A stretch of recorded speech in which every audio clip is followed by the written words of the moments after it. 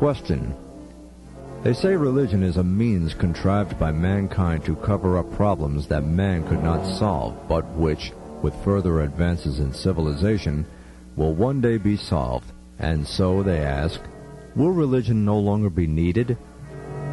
Answer: the enemies of the religious life argue that religion was put together as a sort of outpouring of man's feeling of powerlessness in the world, or of his feelings of relief and gratitude when rescued from powerlessness. In summary form, the argument goes like this. Certain natural phenomena proved impenetrable to man's understanding and control, and so he attributed them to a creator.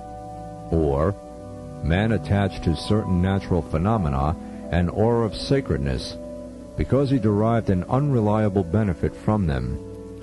Indeed, he went so far, in some cases, as to defy such phenomena.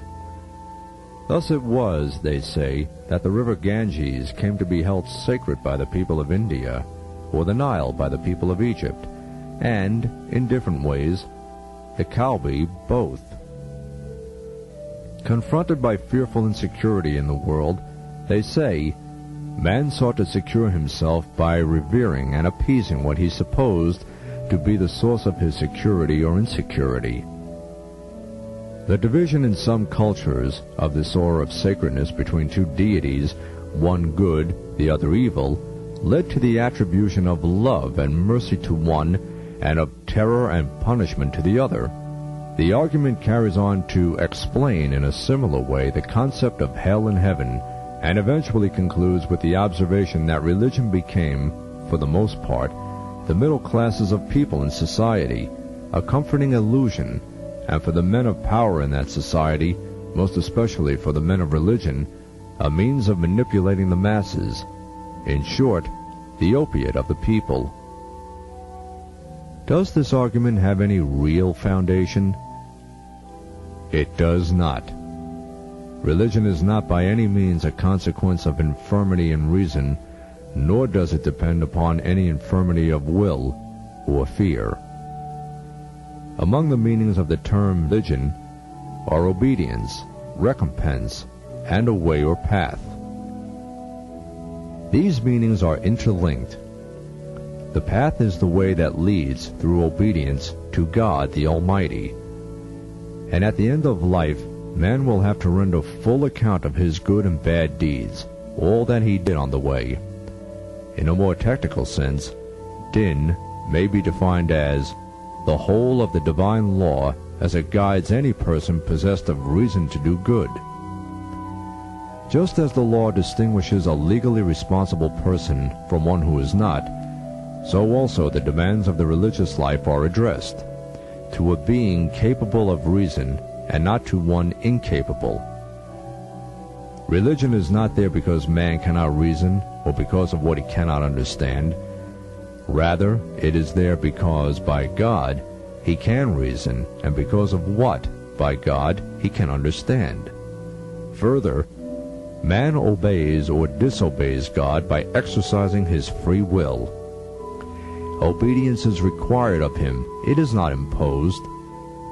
The notion that religion happens simply because man desires to obtain a good harvest and to avoid a bad one, in other words, simply because he has no choice, no control in his affairs, is utterly absurd. The true religion does not negate free will. On the contrary, it most particularly points out that nature was not created to impose upon man, but to benefit him and enlarge his potential. And it emphasizes that man was endowed with the ability to choose his way by exercising the freedom to do so. They say that religion comes about as a result of defective use of reason. But in truth, religion is primarily grounded in faith. Although it is possible to deduce the existence of the Creator of the universe through an exercise of human reason, such a deduction is bound to be vulnerable and insecure. A sound belief in God is possible only through the guidance of a prophet.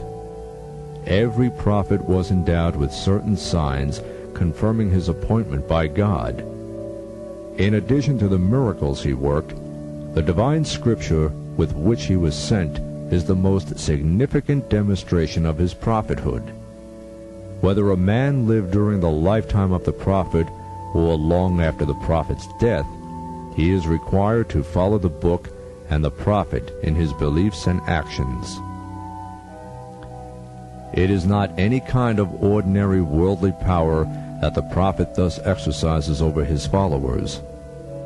All of the prophets endured extraordinary hardships and suffering, and yet demanded nothing in return.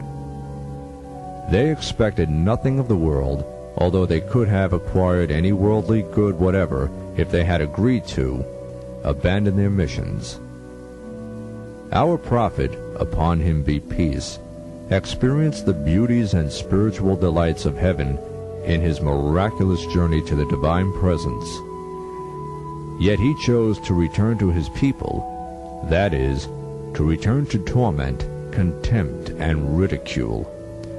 He was not a man of pleasures, whether of the body or of the spirit, but one who had dedicated his life to the service of mankind for the sake of God. If the argument that religion comes about to help mankind cope with difficult events or difficult natural phenomena had any foundation, we should expect that religion would be occasional.